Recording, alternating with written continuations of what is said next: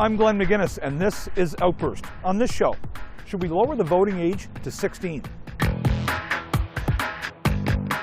That's a hard question. Yeah, maybe 18 is a good age for that. It might increase our voter turnout. I think that would be a good idea. It's important to get young people involved in politics from a young age. But first, back when this pandemic was declared in March of 2020, no one knew quite what to expect. Well, now, over a year later, this pandemic has affected practically every facet of our day-to-day lives.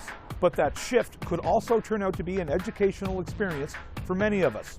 So we took to the streets to ask Canadians if they've gained any wisdom since this whole thing began. Our question: what has the pandemic taught you? I guess being back out now, it's taught me to appreciate things a little more, you know. It's like, now that it's opened up, I sort of appreciate every little thing, like having lunch in a cafe, or just the small things that normally didn't mean that much now seem a lot more significant, I guess.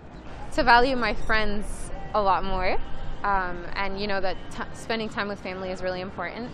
Also, you know, keeping it, like following rules keeps everybody safe. It's important to be able to hug, and can't wait until we're open again and able to do that. That the world is getting pretty small, because if you can get something in India and it transfers over here that quickly, we all got to watch it a bit more. More controls, I guess. That's the future. Learn to appreciate people a little bit more. Yeah, spend time to ourselves. People you care about. To appreciate restaurants a little bit more. Yeah, the outdoors. Yeah, stuff like that, basically. Yeah, the little things. Careful always, and look after your health, to be kind to people. The pandemic has certainly taught me that how much we have, and how much we can look out for other people.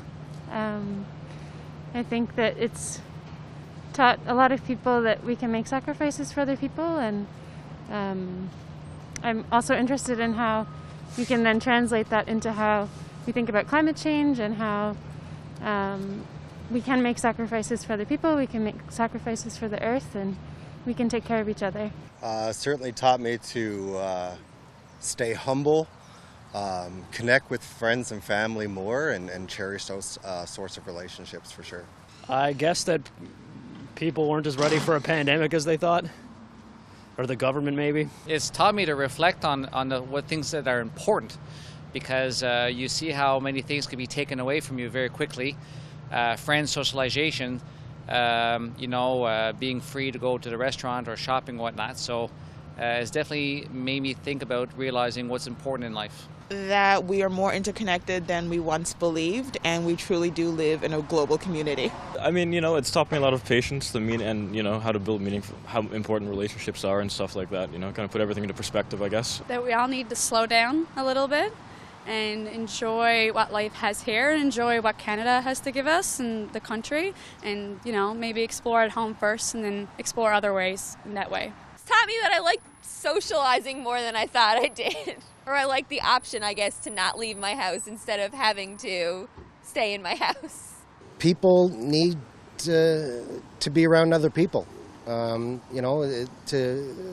your mental health, your psychological health, and some people can argue your spiritual health. You can't be isolated, and I understand that, but there's other forms to communicate and be interactive with other people and other forms, and it's only a temporary thing. During crisis, people evolve. And, if you're just going to be closed-minded, you are going to suffer. And the people that are open-minded and kind of move with the times, those are the people that are going to survive and do well, and hopefully that will have a trickle-down effect. What has the pandemic taught me? I think it has taught me that society can actually respond in a very positive way when there is a particular danger to everybody's health. I certainly have learned from the pandemic that what my priorities should be and how they have changed. And for one thing, materials have absolutely no meaning to me, not that they ever did so much before, but even less. and that experiences and being together with family and friends is what life is really all about, and how not to take anything for granted with your health, and how the world can change in the matter of moments. To value travel and freedom to go wherever you want, whenever you want. Pandemic certainly put a stop to that for a little while. Pandemic has taught me a couple of things about the world. There's two words I wasn't really familiar with, and that was marginalized, racialized populations. So I realized the disparity in Canada. And it just reaffirmed to me the value of family, because I have 2 children that I haven't been able to see, and a new granddaughter and another grandchild. So the value of family, and just the inequity in Canada that disappointed me. It's taught me to wash my hands a lot more, like everybody did at the beginning. It's made me more aware of family connections that aren't necessarily easy to keep when the lockdown's been on.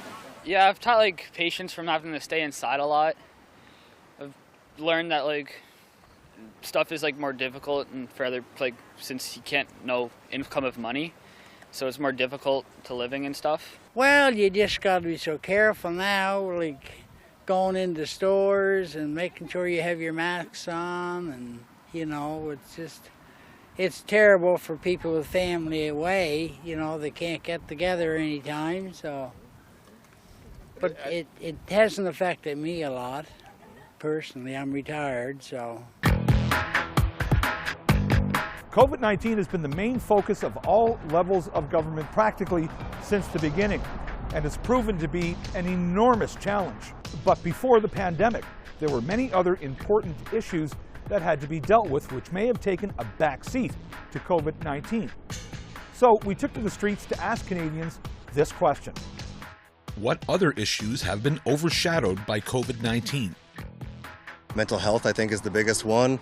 I mean, we were stuck home for 4 months at bare minimum, and I know a lot of people struggle. I mean, people around me certainly struggle that way, and I think that the biggest focus needs to be there, for sure. I guess they didn't really have much of a backup plan prepared economically. Well, they did, but it kind of was felt pretty abrupt, maybe. I think just housing has been something that maybe has not been taken as seriously just due to the pandemic and people focusing on overall health and not the factors concerning health. So the mitigating factors related to health, I think, have been overshadowed by COVID. Oh, gee, I'd say everything else. I mean, COVID's kind of been the dominant thing. So really, I mean, there's been nothing in particular comes to mind, but I would say it's just been such an overarching thing in the world that we don't really pay attention to much anything else these days. So yeah. There's such a focus every morning now. It's on the radio. So does it become the norm? I don't know. Should we start looking at things that are maybe more important? Financial stability of the province, of the country. I think that'll be important to understand, and maybe we should start thinking about that as opposed to COVID every day, all day. Oh my God, I think everything. There's been so many things go on the other side, in other countries that have not made the news because everything is focused on COVID, or maybe everything was focused on the American election for a while too. I think mostly issues in other countries and related to the military that have not been brought up. I think we can use our experiences with COVID to think about climate change, because we're in this global pandemic right now, and we're realizing that we have to make sacrifices to take care of everyone in the world, and we're also in a crisis right now with the environment, and we're shutting down borders, where it's affecting our economy, and we're also having this crisis right now with climate change, and we haven't made those kind of sacrifices. Well, of course, all the operations people have been waiting for, and I read an article in regards to cancers that people haven't even been diagnosed with, that they haven't had the chance to see their doctor. So a lot of that stuff is in the back burner. So and of course, how about opening some of the restaurants so the people can come out, A lot of housing, housing needs, homelessness, And old people housing was a lot of issues came forward because of this. Indigenous people communities, it all kind of came out of this. Yeah. The economy, for sure. All the nice bars and restaurants I used to go to are closed. You know, I wish it didn't happen, but it did. I mean, I wish they would come back, but some of them are not. But I'm going to miss them all. But just support your local economy, that's it. I think the environment's sort of been left behind in it. Like before COVID, it was constantly in the news, like all the climate change issues and everything. And now it's sort of on the back burner. It makes sense that it is, but I'm sure it'll come to the forefront once this goes over. Yeah. I feel like a lot of racial issues, like this world is really just, it's going downwards. And I just feel like a lot of people didn't really get to, you know, express their feelings about everything this year, especially like, you know, Palestine and, you know, Black Lives Matter and all that stuff. And also, you know, the children that they found. I feel like a lot of that stuff is just overshadowed by COVID. I can't think of anything offhand, but what I would like to happen is the government provide more housing for the low-income people. Probably mental health. Mental health has been kind of taken a back seat. We used to be able to comfort other people with either seeing them if they're depressed, but now they're just isolated, so it was kind of hard for a lot of my friends because they were staying isolated and I was still like wanting to check on them, and they would make videos of how they felt and I would just like want to go out and see them and cheer them up, but that was kind of prevented with a lot of protocols. The issues that we have with racism currently in Canada. I'd like to see more on national issues, particularly healthcare, and you know, more provincial issues as well. My son, he has a mental illness, and like he finds this very hard, depressing, and whatnot. So, yeah, it has affected a lot of people that way. I feel like that people that own small businesses, I feel like they have been affected greatly, and the news isn't talking about them a lot because they're the ones that are suffering most from it, because all the people that are buying from small businesses, they aren't able to go and shop there, and the store owners, they aren't able to support their families anymore. And that just creates a great big long chain effect, and I haven't heard much of that on the news recently. No, I think the biggest issue that I would raise would be the inconsistency with respect to public health policies province to province. I think that is one of the issues that I think at some point in time should be considered with respect to some sort of a national strategy as it relates to public health, as opposed to creating inconsistencies between provinces. Oh, well, we're inundated with that. No doubt about it. I mean, I'm getting to the point really where I don't even watch the news. I think the news became entertainment for a while when people were stuck at home.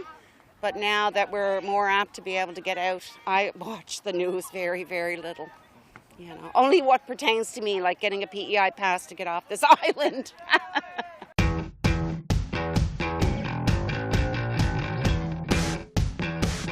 What is Canada's most densely populated province?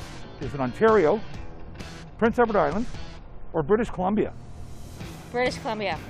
British Columbia? I'd say Ontario, based on the population. It would be Ontario. Ontario. Ontario. I'll go for Prince Edward Island. Goodness gracious, you got it right. All right. You're the man. Thank you. Elbow bump. Prince Edward Island is Canada's most densely populated province. Geographically, it's also Canada's smallest province, which helps to factor this in. With a population of almost 160,000 people, the land area of Prince Edward Island covers 5,685.73 square kilometers, giving it a population density of 24.7 people per square kilometer. Statistics Canada has suggested that Canada's poverty rate has actually seen a slight decline in recent years. But despite all that, millions of Canadians continue to live below the poverty line in every region of Canada, which includes some indigenous communities. A pandemic can exacerbate the effects of poverty for those who have nowhere else to turn, especially in the dead of winter, when warm summer temperatures like these are nowhere to be found. So, we took to the streets to ask Canadians what more we could do to help the less fortunate. Our question: what ideas do you have to reduce poverty in Canada? My ideas would be universal basic income, free post-secondary education for all who want it,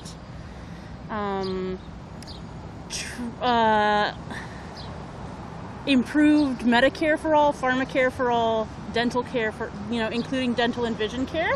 I think taxing corporations is probably the best way, and also incentivizing corporations through ways of tax incentives to donate to causes that they perhaps otherwise wouldn't. I think that's the only way, really. The basic income, I think, would solve a lot of problems. I don't think it's something to concern ourselves with in terms of, people who make who receive a basic income, they won't be working. In fact, that has, in the pilot projects under Kathleen Wynne, has proven to be false. So I think that is one of the main things that will help poverty in Toronto, Ontario, Canada. Well, we certainly need to have more affordable housing and more jobs available to a lot of Canadians. We realize that, especially during the pandemic times, it's become quite hard. But it's also has been hard for several years prior to this. When the government hands out money, perhaps the bureaucrats shouldn't take the bulk of it. Perhaps the bulk of the money should go to the people that actually should be getting it. The way the Canadian system is built, it allows people not to have work, not to work, right? So it's hard to really fight poverty here in Canada because of all the welfare and all the system that's built, especially with the CRB. That's I'm sure that increase unemployment rate, which it has, There has been a lot of talk about guaranteed incomes. I'm not sure whether that would be a good way to go or not, but there's going to need to be a lot of research put into finding out how we can alleviate the poverty that a lot of people are dealt with. That's a massive question that has no simple response, but helping people get out of poverty should be one of the key priorities for our government. I think that people just have to be more giving, more loving. Look around at your neighbors and see what you can do to help them. It doesn't have to be just an organization. I mean, we have all these sites on Facebook, Islanders Helping Islanders, Ask PEI. You see all that stuff before you, what the need is. Reach out and just help somebody, even if it's something small. It doesn't have to be anything big to change somebody's world. That's a tough one. I mean, there seems to be lots of jobs out there, but the cost of living's constantly rising, makes it very difficult. So raising wages would help, but then you pay for it on the other end, so I don't have an answer for that. Well, I think that more jobs should be provided and also more technical training for the young people and even older folks, that can help, like in construction. Everyone cannot go to college, so have more technical schools, trade schools, so that they will learn something and be able to provide for themselves. Well, for me, I'd increase the tax by 1 or 2%. There's a lot of people have a lot of things. I'd tax the higher people. Everybody should be taxed, but that money, don't let the government use it for anything other than education. Education should be free in Canada. Poverty, there should be no poverty. There should be more buildings built for these people. Walk down Rideau Street, there's people sleeping all over the place. That's ridiculous. When I was a young man coming down here 50 years ago, you couldn't sleep on the street. They'd pick you up and bring you to jail. Now, just walk down the street. That's not right. For the capital of Canada, that's not right at all. Giving people an opportunity and a chance to have a job. I know it's hard without, having a home address, but also the shelters could be a place to provide them with that and the push to get where they need to be. I think create more jobs. Be mindful of what you got, because you never know when you can go in poverty. Anything could happen to anybody. Just be mindful of what you got. Help everybody. Help people. When you see somebody stuck, try to give them a hand. Don't just walk by if you can. If you can't, that's fine. But everybody needs a hand. We all came from somebody. We all have a mother and a father. It was back in 1970 when the voting age in this country was lowered to 18 from 21, opening the door to a new wave of young voters eager to weigh in whenever a federal election was called. Well, lately, there's been talk of lowering the voting age once again to 16. One could argue 16 is too young to vote, but it's also the age that people are permitted to drive an automobile. Lowering the voting age has also signaled support from the federal Green and NDP parties. So now, it's over to you. Our question: should the voting age be lowered to 16? Some 16-year-olds, I think, who are informed about the issues and everything, yes. Most, I feel, probably wouldn't be interested in that. I'm just thinking of my own point of view. When I was 16, it wasn't my top priority at that age. Hard to say. No, I don't think we should drop it to 16. I think 18 is an age that's, I think, generally accepted across the country. I mean, no, it's not something I've thought a great deal about, but it seems to me that, you know, I think I'd have to be convinced why, because you go to 16, then when do you go after that, 14? You know, so I don't know. When's the age of adulthood? It's 18 as I understand, so that seems to me to be an appropriate time for people to vote. I feel like the voting age should stay the same age because people younger, they tend not to look at all the options, and whatever one they hear first, they just go straight for that one. I've noticed that from some of my friends and people I talk to. So I definitely feel like it should stay the same age that it is currently. I'm not sure about that. I think 18's young enough. Why is that? Well, just 16, you're still, I'm not sure if you have enough life experience to make those types of decisions. No, I'm not convinced that 16-year-olds, yes, they can drive. I would like to see voters that are more aware of municipal and provincial and federal issues rather than just word of mouth. Maybe 18-year-olds have that view, maybe they don't, but I'm not quite sure that 16-year-olds are ready for that. I think that would be a good idea. I think it's a good way of getting the youth today involved in some of the things that they're going to need to do in the future. And, you know, it might increase our voter turnout. I think that would be a good idea. You know, kids can be sort of swayed, you know, to make bad choices. Of course, they're sort of, you know, new to the sort of the scene, and there's a lot of predatory behaviors, and you want to sort of make sure that, you know, you're not having kids being taken advantage of. They have, you know, they have a right to have an opinion and says, and you know, of course, they can protest and they can sort of, like, you know, look at Greta. She's done great work, and she can't vote, that I know of, you know, at least on a global stage. She's done more as an advocate than any person that I know has voted one time. No, definitely not. I have 16-year-old grandchildren, and no, they are not aware of what's going on in the world, in their neighborhood even, you know. They're too focused on their personal needs. They don't see the big picture, so no, they should not get to vote. I think it wouldn't hurt.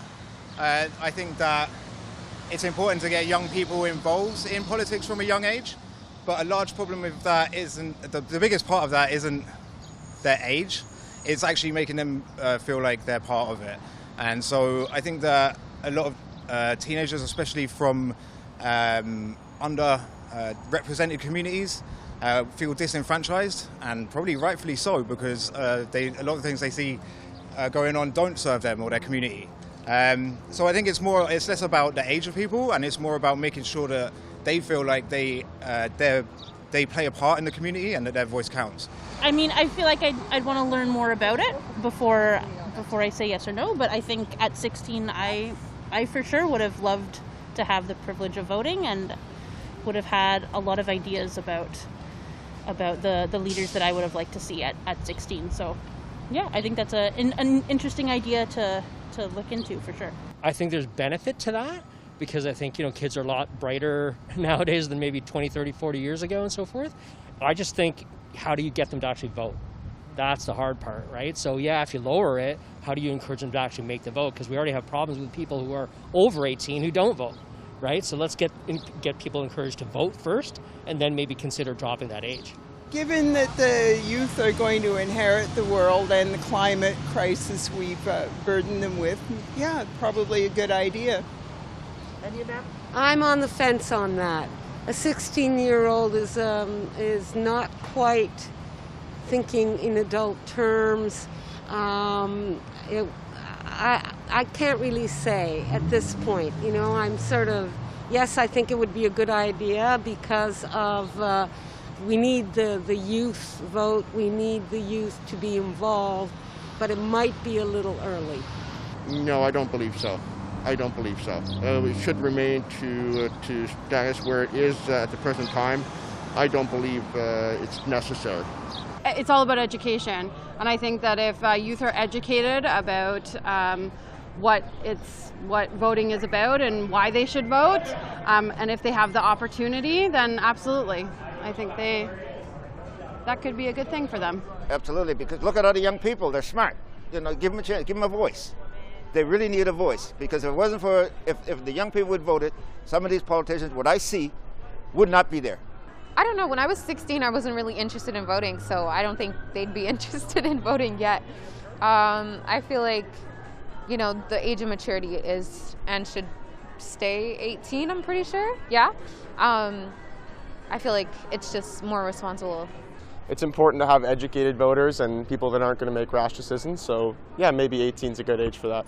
If they have that ability, politicians will aim towards that age range. So we might see a more environmental direction with politics because the youth have more environmental understanding. So I think it would be useful, yeah. We'd have more ambitious 16-year-olds caring about the future. No, I think 18, is it 18 now? Yes. I think 18 is a good age because at that age you have more perspective about life and politics so that they can make a good decision on which party to vote for, yeah. Can you drive at 16? Yes. You should be able to vote at 16. That's as simple as that. Thanks for watching this episode of Outburst on the Cable Public Affairs channel. I'm Glenn McGinnis. If you have any comments about this show or any other show, you can find us on social media. You can also find us on our website at www.cpac.ca. It's your turn to speak up, and we're listening.